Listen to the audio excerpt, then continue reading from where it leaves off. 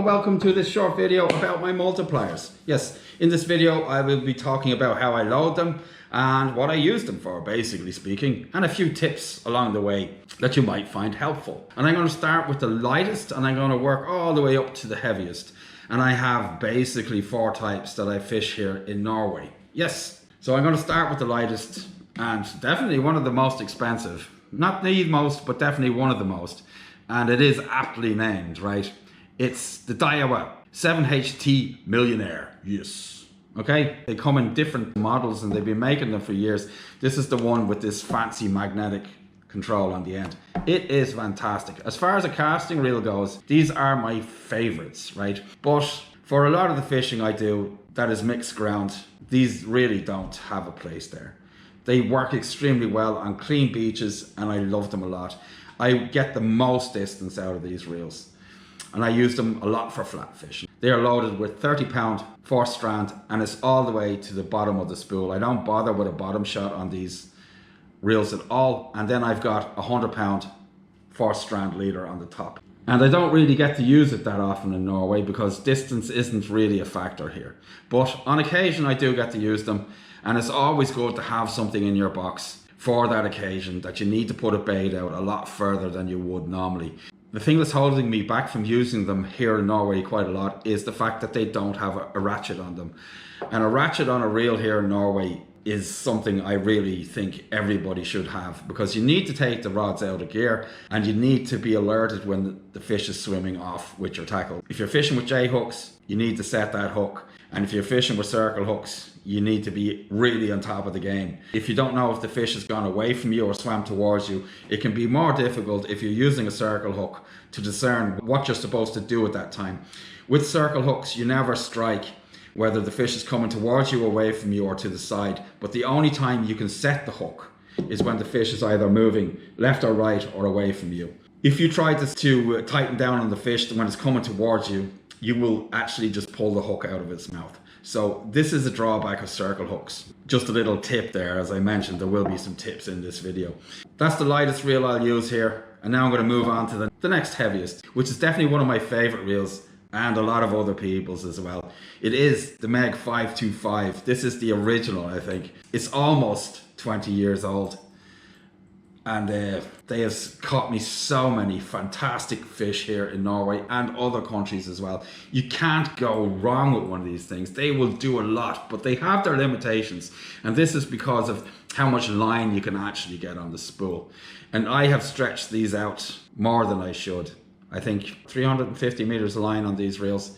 And not this one anymore, obviously. It's actually, I had all the reels out because I'm doing a bit of work here tonight, so I decided to make this video. And I'm putting line and leaders on them, the ones that need it.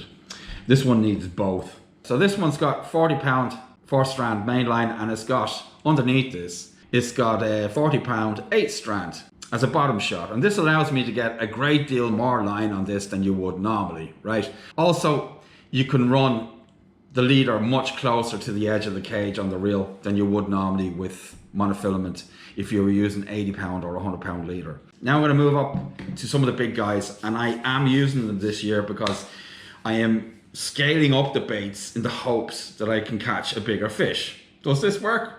Well, we'll find out in the future. It's as simple as that.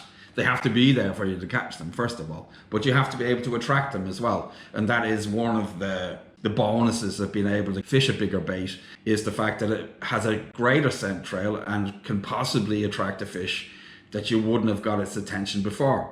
You know, for a fish, the bait has got to be worth the squeeze or the swim, in which case. So this is it here. You've seen them in a lot of videos, and it is definitely one of my most favorite reels. And it is the Penn International. Fantastic reel. Now, what I like about these reels is the weight of them.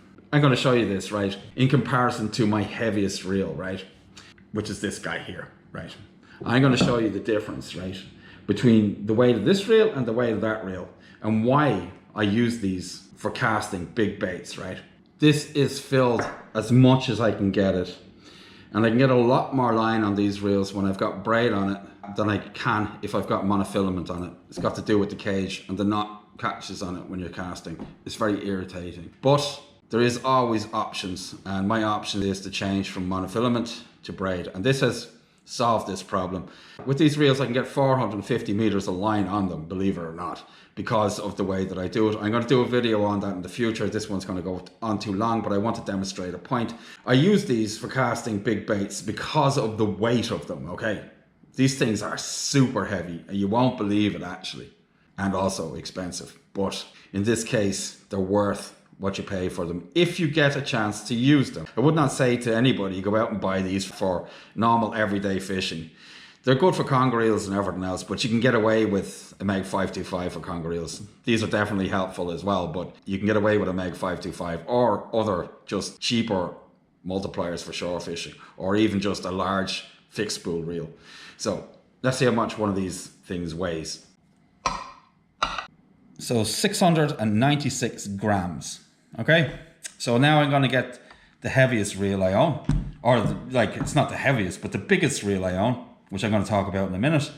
And it is this beast here. It's a Fathom 40. And this one has twice as much line on it than my friend there, the International. So 671, okay, compared to 696.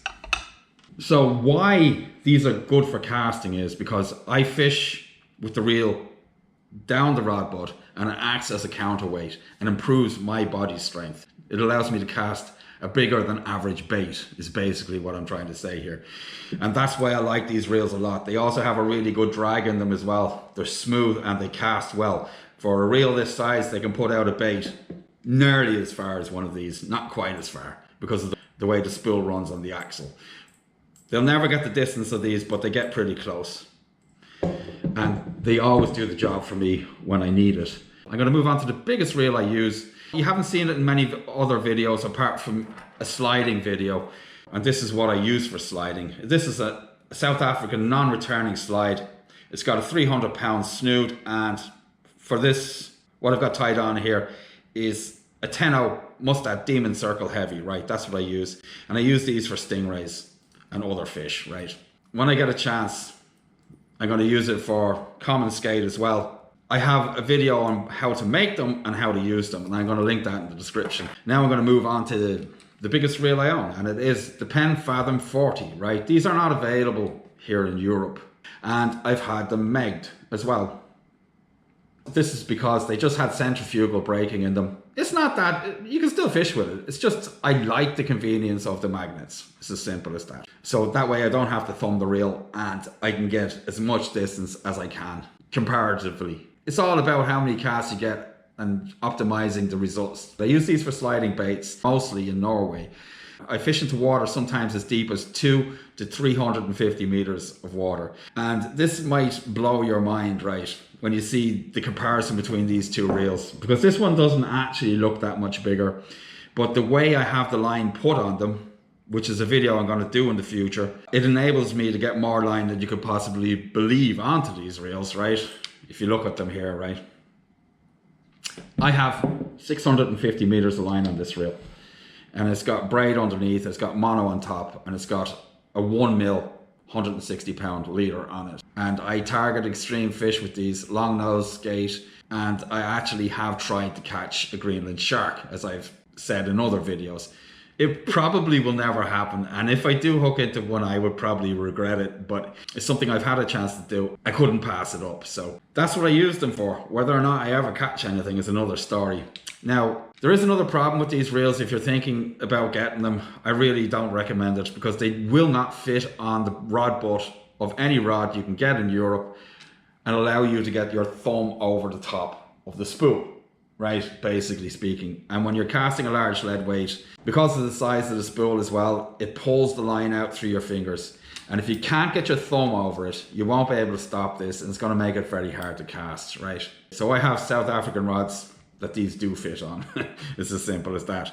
And that's what I fished them with, obviously. That's basically it for this video. I'm going to do a video in the future about how I load these reels, because it's not like a fixed spool where you have two spools, right? And you can run the line off one onto the other, right? You have to be able to load both reels. So unless you've got three, it's kind of hard to put the bottom shot onto these, right, you have to use 3 different reels or whatever, and sometimes they won't hold enough line. So I have a method of doing this, which I'm going to share with you in the future. I'm going to get some new line on this one and a new leader. This one's still pretty full. I'm going to get a new leader onto this, and I'm going to grease up the drag washers because they've been having a hell of a time of it lately. So I'm Billy. This is Billy in Chunks Fjord. Wherever you are in the world, remember, I'll see you on the beach. Bye.